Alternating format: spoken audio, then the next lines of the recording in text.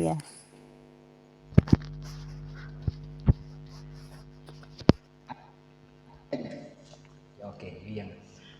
Oke, sobat yang kita tanya jawab tentang seputar kegiatan saya selama tahun-tahun ini dan mungkin tahun 2004-2003 yang silam bersama saya Gusar Legend atau Satrio Inisiatif atau Nanang Haryadi. Silakan Anda boleh memanggil saya bebas. Ya, mungkin Ratu Tudung Sekar ada pertanyaan buat saya. Baiklah, Assalamualaikum warahmatullahi wabarakatuh. Selamat malam ya, sahabatku semua. Wabarakatuh. Selamat malam sahabat Starmaker semua. Selamat bergabung dengan live-nya Gusar Legend. Terima kasih yang sudah bergabung. Mungkin saya ada pertanyaan. Kurang keras, coba yang keras. Iya, ya. Bentar ya. Ini volumenya. Iya. Ini udah full sih volumenya. Bentar. Ya udah nggak apa-apa, silakan. Ada pertanyaan. Pertanyaan tentang seputar itu ya, Palestina. Yang kebetulan saya lagi pakai logo Palestina dan Indonesia. Itu kan tahun 2023 ya, beberapa bulan yang lalu ya. 3 atau 4 bulan lah kurang lebih. Nah, sampai sekarang juga itu kan perang masih berkecamuk ya. Saya mau bertanya Gusar Legend. Saya mendengar berita-berita burung dari orang-orang alim. Apakah benar ya, kurang lebih 3 bulan yang lalu Gusar Legend membawa pasukan goibnya ke Gaza dan ke Masjidil Aqsa. Dan ada satu lagi, bertanya juga tentang itu, apakah ada cahaya gusar di Gaza itu? Itu pertanyaannya. Terima kasih atas dijelaskan ya. Ratu Tudung Sekar. Kurang lebih 3 bulan yang lalu memang saya hampir tiap malam itu ke Masjidil Aqsa dan ke Gaza. Apakah membawa pasukan gaib? Yang jelas saya berangkat dengan sukma saya, dengan bala tentara sukma saya yang hampir kadang 300 orang. Kadang ya bahkan ribuan saya berangkat ke sana, ke Gaza dan ke Masjidil Aqsa. Ya mungkin bermanfaat sedikit untuk memerdekakan rakyat Palestina. Tapi jelas itu benar. Yang kedua itu pertanyaan, apa benar cahaya gusar pada saat terjadi perang malam, cahaya yang ada di tubuh saya itu menyadap hampir rudal-rudal itu saya tangkap bahasanya. Saya bikin supaya tidak berfungsi.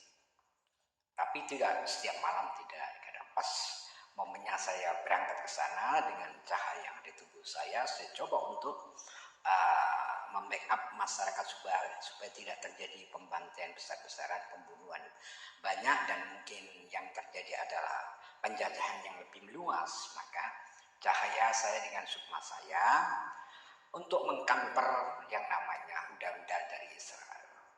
Sebenarnya kalau saya mau menghajar Israel pada saat itu bisa. Artinya sudah saya kerahkan juga pada saat tanggal perang dimulai.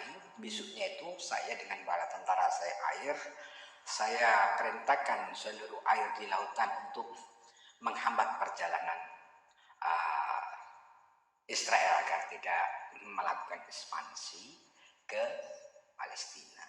Dan kalau cahaya itu memang saya sudah dapatkan sejak tahun 2012. Dan cahaya itu sebenarnya mempunyai kemampuan, mampu membuat 1 miliar kali lipat di atas nuklir kalau saya fungsikan. Tapi saya kan juga ada rasa kemanusiaannya. Hanya ingin menyadarkan Israel bahwa penjajahan itu di muka bumi harus dihapuskan karena tidak sesuai dengan peri kemanusiaan dan peri keadilan.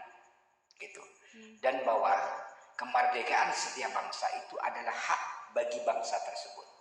Maka sudah seharusnya penjajahan di muka bumi ini harus dihapuskan. Begitu. Artinya memang saya jalankan, ya memang saya tidak bercerita kemana-mana ke orang-orang. Nah, yang penting orang lihat buktinya, ya ada cahaya, ada pasukan kayak kebetulan. Saya hanya ingin menyadarkan, walaupun pasukan saya juga mungkin membunuh banyak, membuat cacat banyak pasukan Israel ya, dipotong tangannya, potong lehernya dan sebagainya. Pasukan gaib itu ya. Itu hanya ingin menyadarkan bahwa pimpinan Israel dan sekutunya agar sadar bahwa penindasan terhadap manusia itu tidak diperbolehkan, termasuk ekspansi penjajahan suatu wilayah. Karena dalam sejarah bahwa yang namanya Palestina itu dulu tahun 1947 ada negara Palestina, negara Israel belum ada, belum direstui lah. Terus lama-lama tahun kok dia meluas. Tak ubahnya seperti Indonesia. Ketika Indonesia ini sudah wilayahnya dari Sabang sampai Merauke, tahu-tahu ada pendatang baru kita tolong, ya, karena mungkin dia terusik di Jerman sana pada saat itu ya, Israel dibawa bondong-bondong 10.000 orang oleh Inggris dan Amerika. Terus dia menguasai wilayah. Begitu juga sebagai metaforis kalau di Indonesia ini contohnya. Ada seseorang imigran terus kita tahu. Terus lama-lama dia menguasai, mengambil pulau. Terus dia memiliki negara sendiri dan kita dijajah. Mungkin sampai tumpah darah penghabisan kita akan lakukan. Karena itu hubuwatan minal iman. Artinya membela tanah air itu sebagian dari iman. Itu katanya Kiai Haji Hasyim Asy'ari. Nah, sebenarnya membela tanah air, berperang, berjuang untuk mengusir penjajah itu adalah kewajiban setiap warga negara. Kewajiban, begitu juga bangsa Indonesia, begitu juga Palestina. Jadi semoga masyarakat dunia ini sadar, tidak ada penjajahan baik fisik maupun mental terhadap bangsa-bangsa lain. Tapi mungkin hampir kurang lebih 2 bulan lah, 2 bulan ini saya memang tidak memantau peperangan Timur Tengah kalau sana. Saya karena mungkin coba untuk membenahi teman-teman yang ada di Nusantara ini supaya tidak terjadi perpecahan. Jadi persatuan dan kesatuan bangsa Indonesia itu yang kita utamakan. Rakyat itu tidak berpikir siapa presidennya, tapi rakyat itu yang dipikir ya, siapapun. Dan kalau cahaya itu memang saya sudah dapatkan sejak tahun 2012. Dan cahaya itu sebenarnya mempunyai kemampuan, mampu membuat 1 miliar kali lipat di atas nuklir kalau saya fungsikan. Tapi saya kan juga ada rasa kemanusiaannya. Hanya ingin menyadarkan Israel bahwa penjajahan itu di muka bumi harus dihapuskan karena tidak sesuai dengan peri kemanusiaan dan peri keadilan, gitu. Dan bahwa kemerdekaan setiap bangsa itu adalah hak bagi bangsa tersebut. Maka sudah seharusnya penjajahan di muka bumi ini harus dihapuskan, begitu. Artinya, memang saya jalankan, ya memang saya tidak bercerita kemana-mana ke orang-orang. Nah, yang penting orang lihat buktinya, ya ada cahaya, ada pasukan kayak kebetulan. Saya hanya ingin menyadarkan, walaupun pasukan saya juga mungkin membunuh banyak, membuat cacat banyak pasukan Israel ya, dipotong tangannya, potong lehernya dan sebagainya. Pasukan gaib itu ya. Itu hanya ingin menyadarkan bahwa pimpinan Israel dan sekutunya agar sadar bahwa penindasan terhadap manusia itu tidak diperbolehkan, termasuk ekspansi penjajahan suatu wilayah.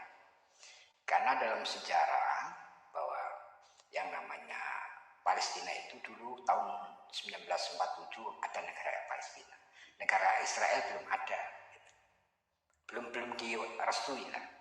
Terus lama-lama tahun kok dia meluas. Tak ubahnya seperti Indonesia.